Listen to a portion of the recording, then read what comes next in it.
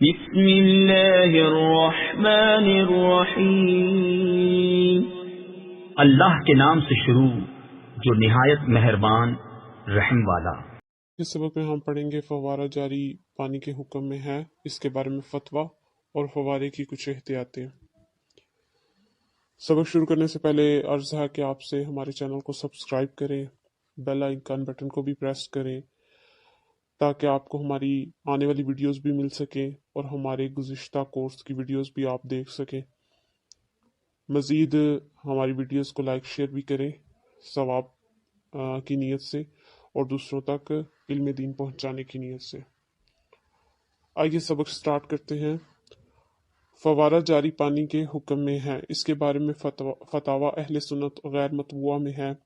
فوارے یا نل کے نیچے غسل کرنا جاری پانی میں غسل کرنے کے حکم میں ہے، لہٰذا اس کے نیچے غسل کرتے ہوئے وضو اور غسل کرتے وقت کی مدت یعنی تھوڑی دیر تک ٹھہری تو تثلیث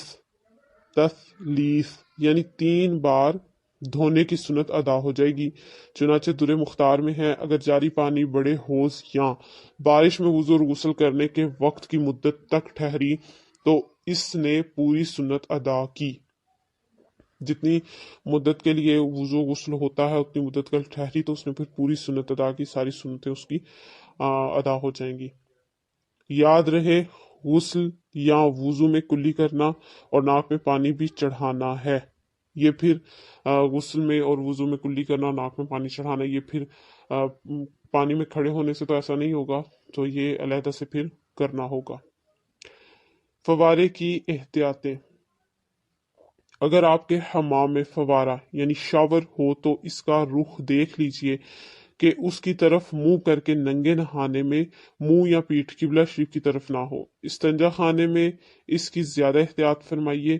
قبلہ کی طرف منہ یا پیٹھ ہونے کا معنی یہ ہے کہ 45 درجے کے زاویے کے اندر اندر ہو، لہٰذا ایسی ترکیب بنائیں کہ 45 ڈگری کے زاویے کے باہر رخ ہو جائے۔ دونوں طرف 45 ڈگری کا زاویہ دیکھیں گے، دائیں اور بائیں۔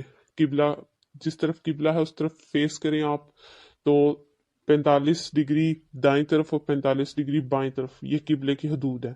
45 ڈگری سے باہر جب آپ دیکھیں گے تو قبلے کی حدود ختم ہو جائے گی، 45 ڈگری کے اندر اندر قبلے کی حدود ہے، 45 ڈگری سے باہر قبلے کی حدود ختم ہو جائیں گی، دائیں بائیں۔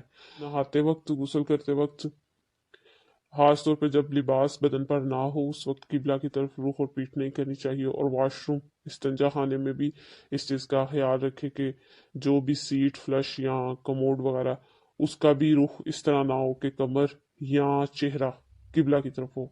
اس شیپ میں، اس لوکیشن پہ رکھوائیں کہ قبلہ کی طرف نہ چہرہ ہو نہ کمر ہو۔ اس چیز کی احتیاط کرتے ہوئے یہ چیزیں اپنے گھر میں لگوانی چاہیے۔